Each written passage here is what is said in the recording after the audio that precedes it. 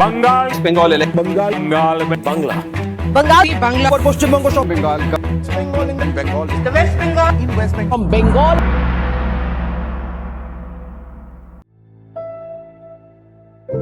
इस धरती के भाग के कई नाम जो यहाँ के रहने वाले विभिन्न रूप के वासियों ने इसे दिए। आज बंगाल के निवासियों की पॉपुलेशन लगभग 10 करोड़ है, जिसको नेताओं के फेवरेट मापदंडों पर तोड़े तो 70% रंगी झंडी वाले, 30% हरी झंडी वाले और उन लगभग वाले पैरामीटर से में बचे 1% क्रिश्चियन और अन्य धर्म वाले, जिनकी किसी को ना पड़ी है अनलेस वो मेजोरिटी नहीं। और इनमें से भी 75% माछ भात खाने वाले, 7 से 10% बिहारी और मारवाड़ी और भी कुछ बचे उच्च जैसे आदिवासी जैसे संथाल, मुंडा एक्सेट्रा एक्सेट्रा। द्रौपदी मुर्मू।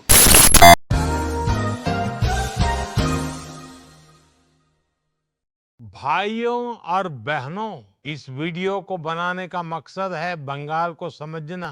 बंगाल को समझना उसकी बदलती जरूरतों से कैसे 47 में बंगाल के हालात थे, आज़ादी के बाद बंगाल में क्या बदलाव आए, नव भारत के दिमाग कहे जाने वाले बंगाल की क्या आइडियोलॉजीज थे, अब बंगाल कैसा है, और सबसे ज़्यादा इम्पोर्टेंट एज टीएमसी की रैली में खेला होवे बजना, अब बंगाल का क्या होगा, इसका मुस्तकबिल कौन तय करेगा। और ये सब हम जानेंगे बंगाल की जरूरतों से कि बंगाल की जरूरतें क्या थी, क्या है और क्या होगी। 1947 बंगाल की जनता वेस्ट बंगाल और ईस्ट पाकिस्तान की ओर पलायन कर रही थी, अपने सर्वाइवल के संघर्ष को जारी रखते हुए। मन में भूख, दर्द, ट्रॉमा और आशा की किरण लेकर एक नई जगह जाते हुए। फ्रीडम हमें कागजों पर तो मिल चुकी थी, पर बंगाल की जनता को इसे समझने में थोड़ा समय लगा। तब की सरकार कांग्रेस की थी, जिसपे रिफ्यूजी इंस्टेबिलिटी, रिहेबिलिटेशन और जनता का ट्रस्ट जीतने की जिम्मेदारियां थी, जो ग्रेजुअली आ रही थी। पर बंगाल में उस समय पॉलिटिकल इंस्टेबिलिटी बहुत थी। इस बात का अंदाज़ा आप इससे लगाएं कि 1967 से 1977 के बीच बंगाल में 5 बार सरकारें बदली और 47 से 77 के बीच 11 बार। और फिर आई the communist party of India, Marxist, जो 1977 में डेमोक्रेटिकली इलेक्ट हुई और दुनिया की longest serving democratically elected communist party बनी for 34 years, freaking 34 years. How CPM came into power.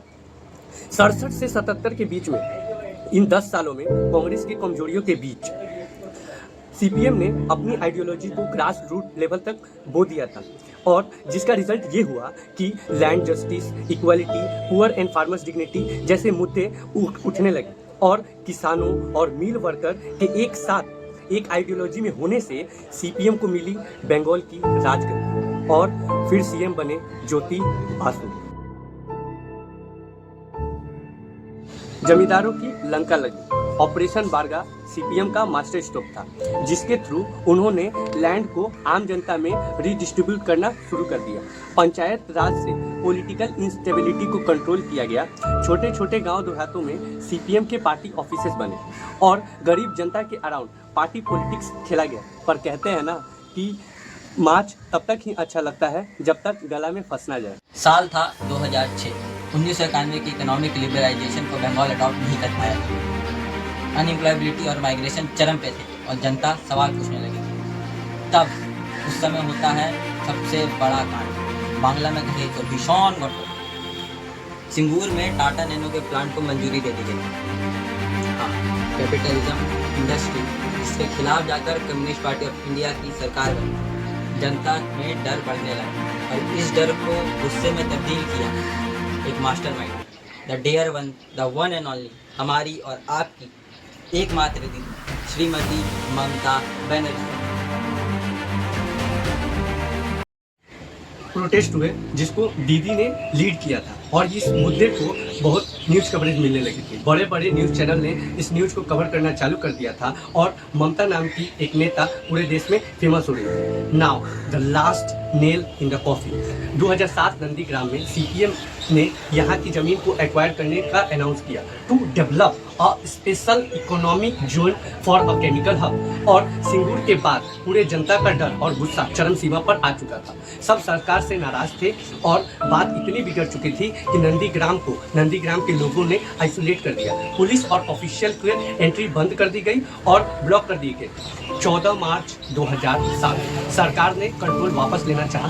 Police और ऑफिशियल्स वहां वापस गए, हाथापाई हुई और उसमें 14 लोग मारे गए और 100 से प्लस लोग जख्मी हो गए। जुडिशरी मीडिया में बहुत निंदा हुई, प्रोटेस्ट हुए और अगले साल सिंगूर प्लांट भी मिस्टर टाटा ने गुजरात शिफ्ट कर दिया और अब सीपीएम विलेन बन चुकी है।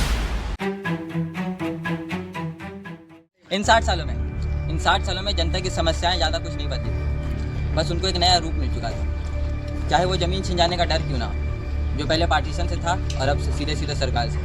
पहले किसानों का खून जमींदार चूसते थे और अब सीधे गरीबी चूस रही थी। चाहे वो अनएम्प्लॉयबिलिटी क्यों ना हो, अनएम्प्लॉयमेंट क्यों ना हो, जो जनता में अभी कायम था, और इलिटरेसी जो विलेजेस में बढ़ती ही जा रही थी। सीपीएम की सरकार चाह कर भी राज्य को डेवलप करने के लिए अच्छी पॉलिसीज़ नहीं ला पा रही थी। सीपीएम केवल आइडियोलॉजी खेलती रह गई और असली खेला 2011 में टीएमसी ने दिखाया। टीएमसी तृणमूल कांग्रेस मेजोरिटी से जीत के सत्ता में आई और ये साबित हो गया कि बंगाल को अब आइडियोलॉजी की नहीं, एक लीडर की जरूरत है। आज की मॉडर्न डे इंडियन पॉलिटिक्स की नींव टीएमसी या तो कहें ममता दीदी ने रखी, चाहे वो वुमेन वेलफेयर स्कीम्स जैसे कन्याश्री, रूपश्री या लक्ष्मी भंडार हो, या पुअर वेलफेयर स्कीम जैसे सबूत साथी, स्वास्थ्य साथी या खाद्य श्री, युवा के लिए युवा साथी हो, या इंफ्रास्ट्रक्चर ग्रोथ और उनकी marketing. Although Bengal is pretty much behind in terms of infrastructure growth as compared to other states like Maharashtra and Gujarat, but growth हुआ, चाहे वो मेट्रो लाइन एक्सपेंशन हो या building smart cities like salt lake city या new town city, या चाहे electrification, growth हुआ है। टीएमसी ने इन 15 सालों में जनता की मांग को कैटर किया, क्या कहें तो उनको कंट्रोल में रखा है। ग्राउंड रियलिटीज़ की बात करें तो ऐसा नहीं कि बंगाल में प्रॉब्लम नहीं है, बंगाल में आज भी प्रॉब्लम है। आज अनएम्प्लॉय यूथ की परसेंटेज 16 से 18% है, जो नेशनल एवरेज से भी ज़्यादा बन चुकी है। ऐसा क्यों? तो पहला, ना के बराबर प्राइवेट जॉब, दूसरा इंडस्ट्रियल फैक्ट्रीज। ऐसा नहीं है कि यहाँ के युवा अनपढ़ है या उनका कोई डिग्री होल्ड नहीं करते। अगर कहें तो वो मोस्टली एजुकेटेड है और हायर डिग्री होल्ड करते हैं, पर इतना सब होने के बावजूद भी उनको एक जॉब ढूंढने के लिए बेंगलोर और हैदराबाद जैसे शहरों में माइग्रेट करना पड़ता है। लेकिन ग्राउंड रिपोर्ट्स की बात करें तो उसमें बताया जाता है कि अनएम्प्लॉय यूथ बंगाल में बहुत कम है। ऐसा क्यों? क्योंकि तो कोई किसी के दुकान में मजदूर है, तो कोई सेल्समैन है, तो कोई किसी गले का अकाउंटेंट है, और ये सब जॉब कोई भी कतई गुड क्वालिटी के कैटेगरी में नहीं आते हैं। और देखें तो कोई भी बच्चा अपना डिग्री ये सब जॉब करने के लिए नहीं करता। तो ऐसे होते हैं ग्राउंड रियलिटीज़ और रिपोर्ट में अनएम्प्लॉयड आदमियों की संख्या कम। तो अब जनता चाहती क्या है? वेलफेयर स्कीम पे कंट्रोल। ये सब स्कीम अच्छे हैं और ये सब स्कीम को उन्हीं को दिया जाए या वो उन्हीं के लिए लिएबल है जो जिनको इसकी असल में ज़रूरत है। और ये स्कीम आज के समय में इलेक्शन के लिए एक बहुत बड़ा हथियार बन चुका है, जो आज के समय में हमारे नेता यूज करें। जैसे एग्जाम्पल, लक्ष्मी भंडार 1000 से 1500 बढ़ा दिए गए और युवा साथी बेरोजगारों के लिए लाए गए अमिड इलेक्शन।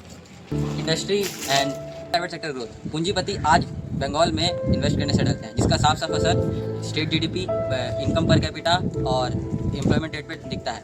ममता दीदी सीपीएम वाली गलती दोहराना नहीं चाहती, पर इस सत्य की लालसा ने बंगाल को धीरे धीरे दलदल की ओर ढकेलना शुरू कर दिया। अब मैटर ऑफ कंसर्न ये है कि आप इससे समझें कि पिछले साल बंगाल का फिस्कल डेफिसिट 70,000 करोड़ का था, और इसका मेजर कारण है ये सब स्कीम्स पे पैसा देना और इंडस्ट्री ग्रो ना होना। लेकिन बंगाल आज के समय में भी लोकल मार्केट, एग्रीकल्चर और उसके हेरिटेज से जाना जाता है, जो उससे हम कभी छीना नहीं जा सकता। तो अब क्या 26 में हम किसे वोट दें? क्या बीजेपी बंगाल को बदल पाएगी? To be honest, change is needed, but क्या वो गवर्नमेंट चेंज से आएगी? We don't know. To be honest, BJP is not a two people party, बस टीएमसी के भी हाथों में खून के छींटे हैं। आए दिन इन दोनों पार्टियों में गर्मा गर्मी होते रहती है, हाथापाई, पत्थरबाजी, जिसने जनता को डरा रखा।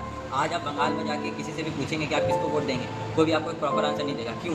क्योंकि डर जो इन दोनों पार्टियों ने जनता के बीच बनाए रखा।